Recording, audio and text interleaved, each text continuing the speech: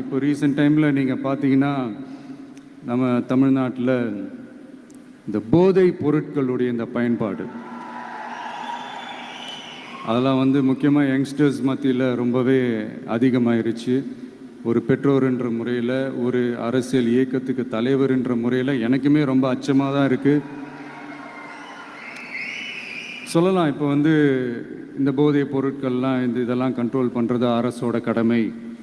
இதெல்லாம் யங்ஸ்டர்ஸை இதிலேருந்து காப்பாற்றுறதெல்லாம் அரசுங்களோட கடமை.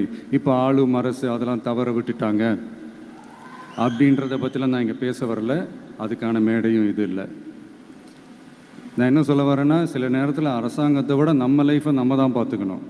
நம்மளுடைய சேஃப்டியை நம்ம தான் பார்த்துக்கணும். ஸோ உங்களுடைய செல்ஃப் கண்ட்ரோல், உங்களுடைய செல்ஃப் டிசிப்ளின் அது மட்டுமே வளர்த்துக்கோங்க. Say no to temporary pleasures, say no to